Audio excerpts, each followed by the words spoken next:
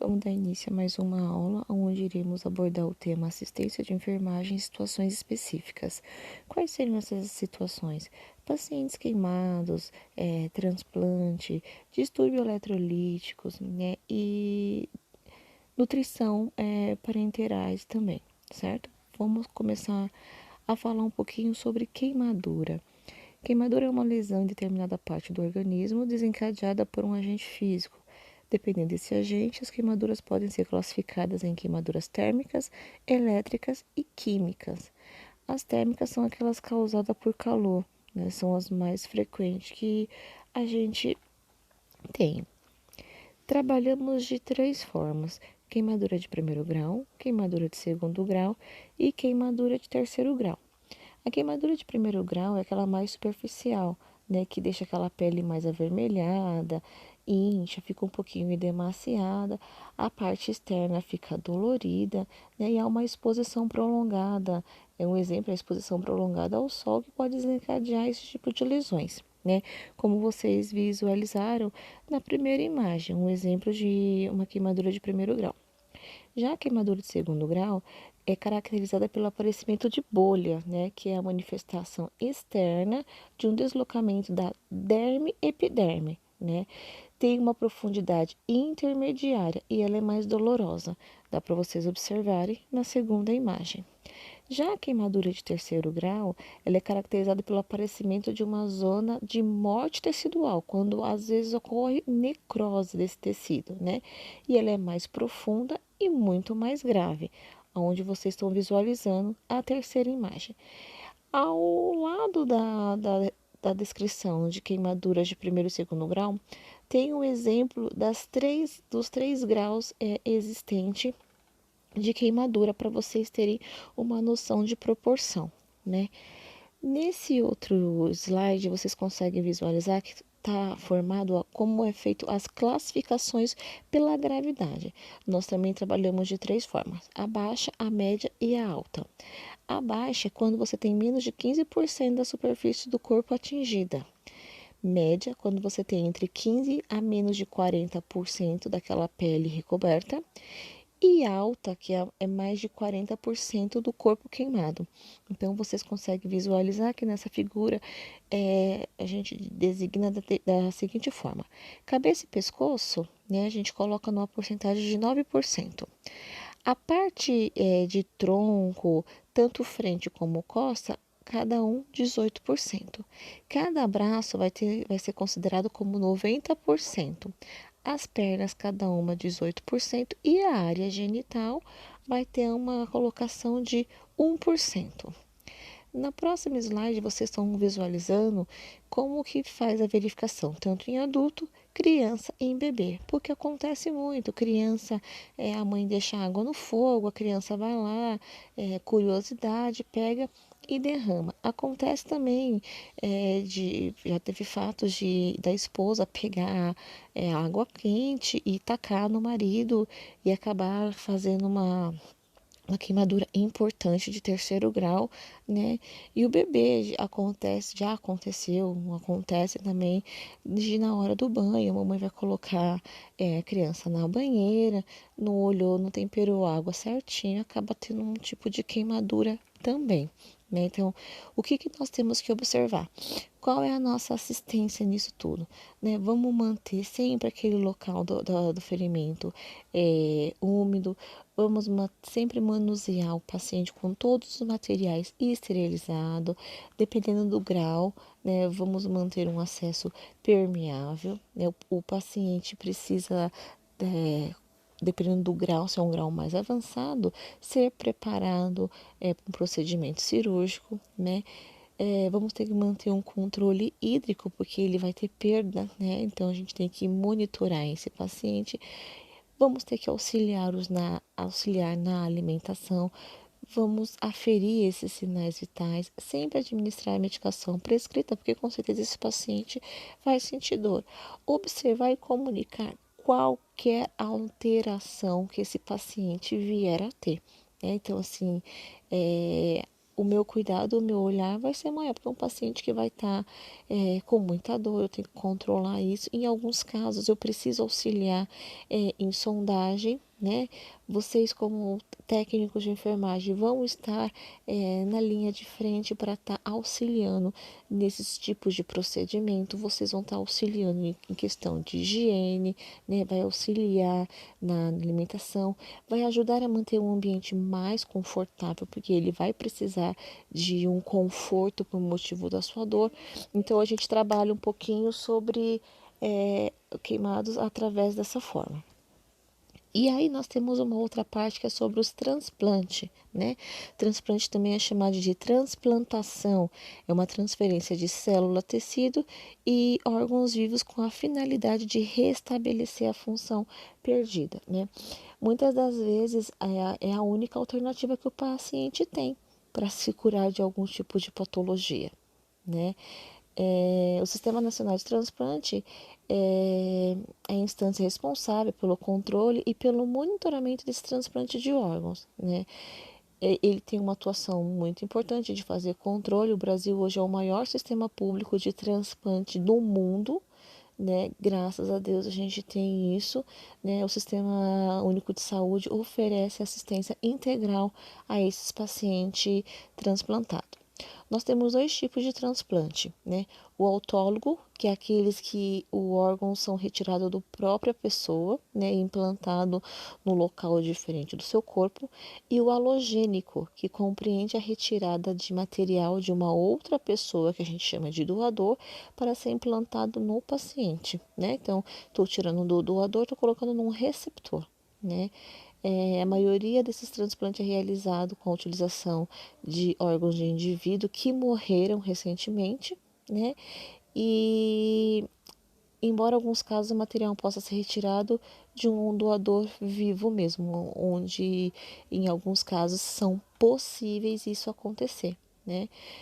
O transplante mais realizado no mundo são de medula óssea, rim, fígado, coração, pulmão e pâncreas, né?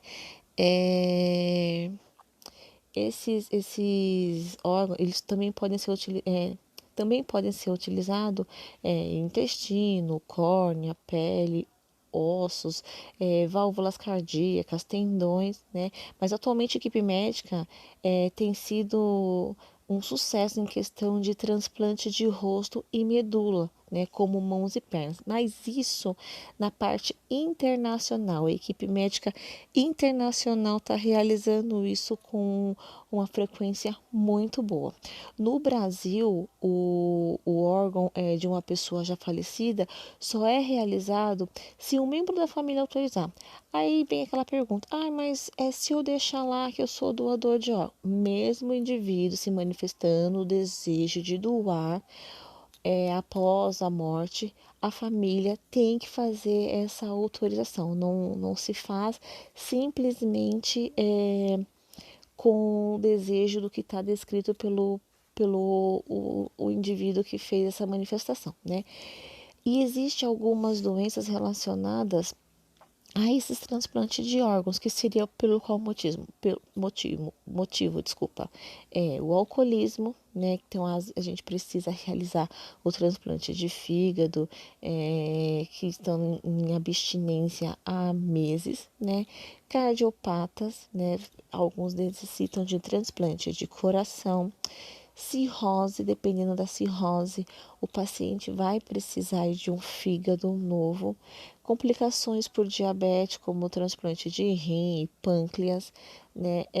Doenças arterial coronária, doenças de Chagas, né? Doença hepática, onde eu preciso de um transplante de fígado, doença pulmonar obstrutiva crônica, fibrose cística, em alguns casos preciso de um transplante de fígado, hepatite C também em um transplante de fígado, insuficiência renal, um transplante de rim, leucemia, transplante de medula óssea, né?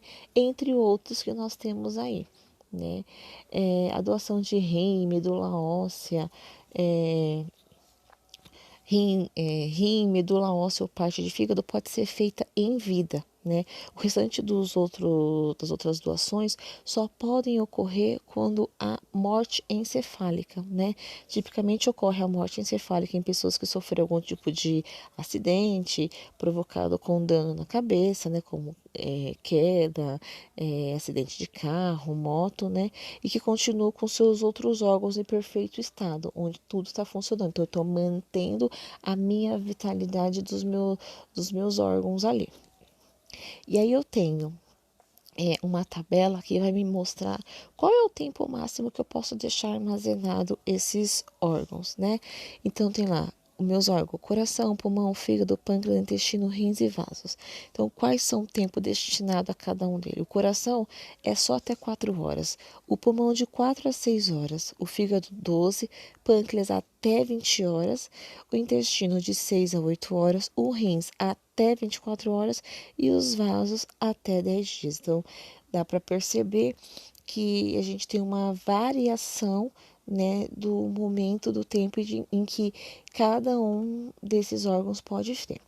E quais são os cuidados, né, que a enfermagem precisa ter com esses pacientes com um transplante renal?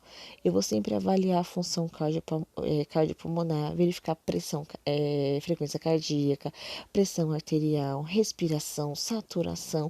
Vou ver se tem alguma anormalidade. Vou avaliar a função renal. Eu vou observar e avaliar como que está o catéter que esse paciente está utilizando. Cuidado com o acesso vascular que ele tem. Vamos estimular a deambulação, né? Porque eu preciso fazer com que esse paciente não fique demasiado, que ele não fique inchado. Eu preciso ter um controle de toda a parte, como que está a estabilidade desse cliente, né? Eu tenho que ficar supervisionando essa parte de exercício respiratório, o físio vai trabalhar isso e a gente vai estar acompanhando esse conjunto com ele. Vamos realizar um controle rigoroso também de glicemia capilar, que seria o nosso destro, né? Então a gente vamos observar para ver se está tendo queda, se não está tendo, se a reposição tá boa ou não, se tem algum eletrólito que esse paciente está perdendo. Então a gente vai computar através dessa glicemia capilar. Vamos tomar cuidado também para que esse paciente não venha ter nenhum tipo de infecção. Vamos realizar esse curativo bonitinho. Vamos sempre fazer ele da forma asséptica, que é a forma mais adequada para tudo isso. No paciente que tiver um transplante hepático, né, eu preciso verificar a glicemia também. Em alguns casos, eles vão estar utilizando sonda nasogástrica, então eu tenho que controlar o débito que está saindo, né? Se ele tiver disponibilidade de uma dieta, eu tenho que observar essa dieta leve e depois é uma dieta líquida e após de 48 horas o médico pode estar alterando para uma dietinha leve, né? E nós vamos observar, vamos colocar a aceitação alimentar, o balanço hídrico, como que está o curativo, né? Após as 24 horas que ele chegou do centro cirúrgico, se tiver encharcado, a gente pode realizar um curativo secundário e após essas 24 horas o médico vai avaliar e vai nos dizer como que será a conduta do cuidado depois daquele dia, né? A retirada da sonda nasogástrica após as 24 horas, né? Eu tenho que fazer as medicações no horário correto, da forma correta. Vamos observar e fazer um controle rigoroso do peso desse paciente, porque eu preciso saber se ele está edemaciando, se ele está inchando, né? Vamos manter a cabeceira elevada para facilitar essa parte de respiração desse paciente e todos os outros sinais vitais, pressão, pA, saturação, temperatura, eu tenho que estar observando. Paciente cardíaco, eu vou avaliar a função respiratória, vou sempre estar monitorando se esse paciente pode ter um risco de ter alguma arritmia, né? Vamos estar mantendo um controle dessa pressão, um controle dos sinais vitais, vamos posicionar ele sempre de uma forma que facilite a drenagem, né, do dreno desse paciente. Vamos manter o controle da urina, o balanço hídrico é essencial, eu não posso pecar, né? E qualquer outro tipo de alteração que esse paciente venha a me apresentar, eu tenho que estar comunicando e orientando e anotando, né? Porque eu não posso deixar. Então, todo o cuidado prestado pelo técnico de enfermagem deve estar prescrito pelo enfermeiro, né? E o médico também, em alguns momentos, ele descreve o que ele quer de cuidado com aquele paciente. Então, a gente tem que estar sempre prestando atenção. Outro cuidado importante, sempre anotar no prontuário. Anotei, chequei, pois é responsabilidade minha e o paciente, tudo o que aconteceu, eu estou ali para estar descrevendo e orientando e comunicando essas alterações. E a gente vai falar um pouquinho sobre terapia nutricional, né? Que nós temos terapia enteral e a terapia parenteral. Enteral, a sonda vai estar localizada ou na parte gástrica ou na parte jejunal, né? E parenteral, ela é tanto periférica ou ela é total, é através de dispositivos. E aí vocês conseguem ver um pouquinho uma sonda enteral, né? Onde ela tem um fio guia e na figura ao lado vocês estão vendo aonde essa sonda ela está projetada, onde ela está posicionada.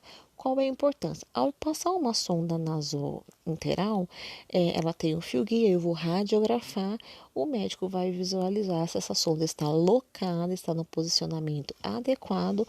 Estando tudo ok, nós vamos retirar o fio guia e a dieta já está liberada para o paciente. Quem passa essa sonda? A sonda enteral é passada pelo enfermeiro, né? O enfermeiro tem habilidade, está habilitado para realizar essa passagem de sonda, né? Vocês estão ali para estar observando, para estar acompanhando e tudo que for feito vocês têm que estar anotando no prontuário desse paciente. E aí nós temos também a gastrostomia e a jejunostomia, né, que são outros tipos de dispositivos também que são utilizados para alimentação. Então, uma tem o posicionamento externo e a outra o posicionamento interno. Então, dá para vocês olharem que a gastrostomia, ela tem um posicionamento externo e já a jejuno, ela é interna, né? Para quais são os tipos de infusão desse tipo de dieta? São infusões contínua, né, e intermitente. Algumas eu posso fazer em bolos, né, e ela permite maior liberdade para que o paciente consiga se alimentar durante o dia. Fica muito mais fácil de cuidar. Não tem aquela coisa de estar com a sonda, deslocar a sonda. Não que a gente não pode ter algumas complicações com a gastrostomia e a jejunostomia. Podemos sim. Vamos ter que sempre estar observando o quê? Se tem hiperemia, se tem secreção, né? Quais são os tipos de complicações que a gente pode ter? Obstrução da sonda, né? Deslocamento dessa sonda, irritação da pele, né? Um volume residual gástrico, o paciente pode ter náusea, pode ter vômito, pode ter distensão abdominal, pode ter um esvaziamento gástrico lento, obstipação.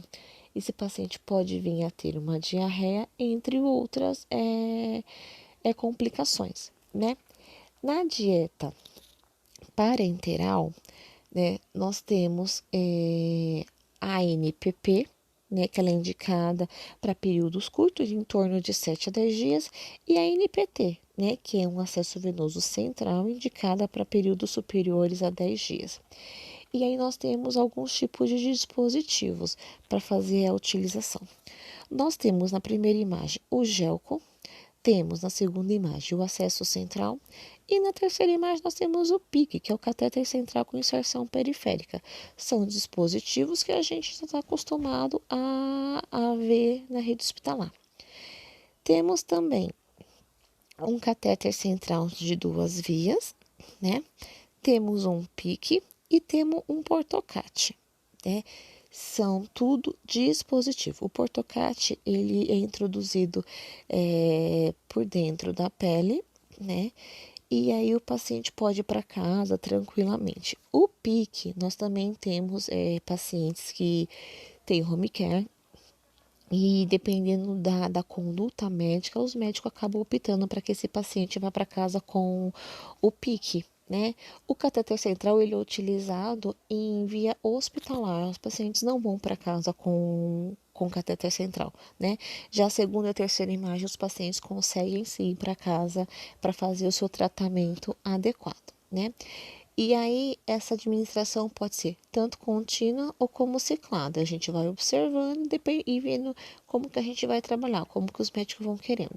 Que complicação eu posso ter? Eu posso ter uma flebite, uma trombose, uma obstrução do catéter, uma infecção. Então, são algo que é de minha responsabilidade tomar controle desse catéter. Vou fazer a higienização curativo da forma asséptica, né? Não vou deixar com que esse catéter obstrua, né? Então, assim, antes de fazer a medicação, qual é o essencial? Vou lavar esse dispositivo, faço a medicação, lavo o dispositivo novamente. Vai entrar uma dieta, eu vou lavar o dispositivo, vou introduzir a dieta e vou lavar o dispositivo novamente. Aí vem a pergunta, mas antes, quando acabou a dieta, eu lavei o dispositivo. Passou-se 2 horas, eu preciso instalar uma nova dieta. Eu preciso lavar? Sim, né?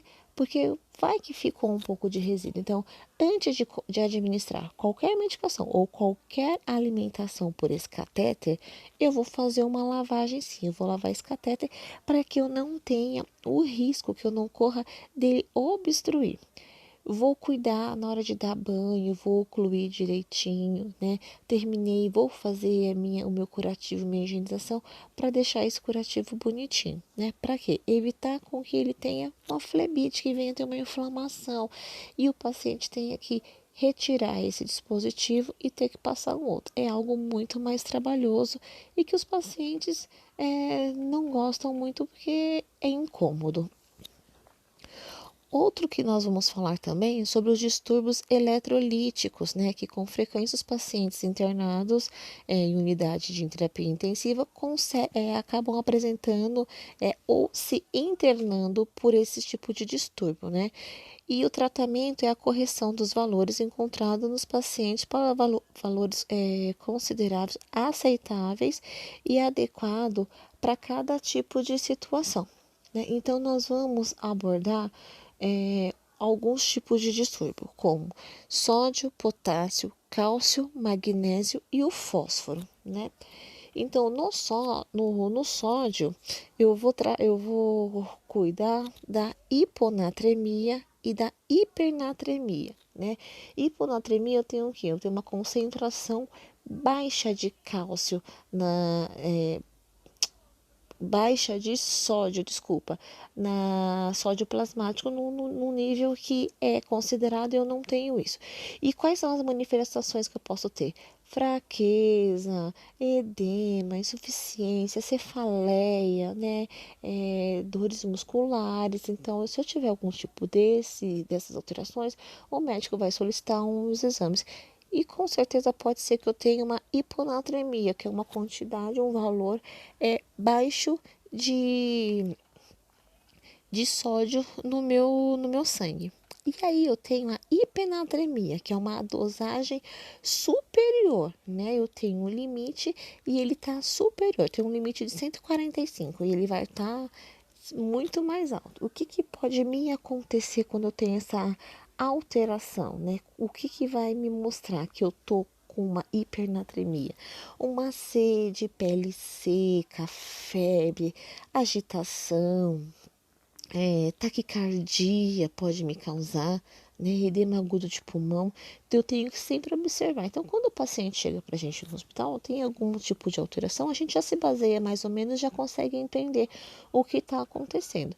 E quando o médico pede uma reposição para a gente também sabe por que está acontecendo esse tipo de reação.